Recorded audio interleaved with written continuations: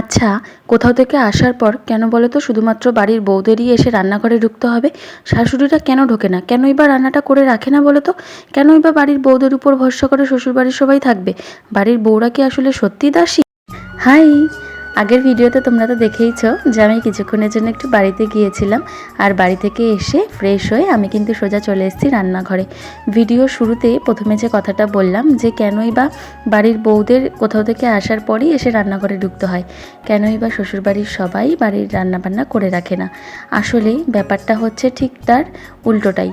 আমার ক্ষেত্রে তো উল্টোটাই, কিন্তু অনেকের ক্ষেত্রে এটাই হয় স্বাভাবিকভাবে। আমার তো দেখতেই পাচ্ছ রান্নাবান্না সব কিছুই কমপ্লিট, কিন্তু আমাকে তবুও কেন রান্নাঘরে ঢুকতে হলো তার কারণটা হচ্ছে এটা। এই যে আজকে হচ্ছে আমরা খুদের ভাত খাবো। আমাদের বাড়িতে আমি যদি না থাকি তাহলে আমার শ্বশুর শাশুড়ি দুজনেই কিন্তু রান্নাবান্না করতে, শাশুড়ি তো রান্নাবান্না করতে পারেনি, কিন্তু শ্বশুরমশাইও কিন্তু রান্নাবান্না করতে পারেন।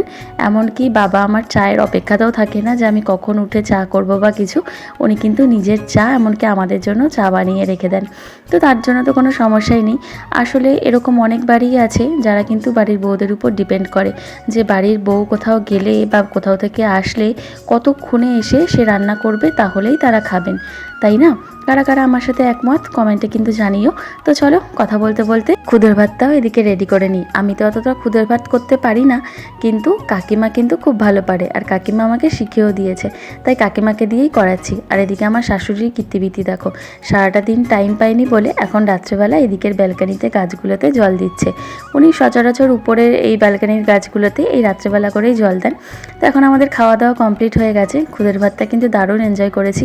তোমরা কারা কারা খুদের ভাত খাও আমাকে কিন্তু জানিও। খুদের ভাত কিন্তু ভীষণ টেস্টি খেতে, দারুণ লাগে। খুদের ভাত একটু কাঁচা পেঁয়াজ আর শুকনো লঙ্কা পারফেক্ট জড়িয়ার সাথে তো ডিম সিদ্ধ হলে কোনো কথাই হবে না। তো ঝটপট ঘরে এসে ফ্রেশ হয়ে এসে এখন আমি কিন্তু চুলটাও বেঁধে নিলাম।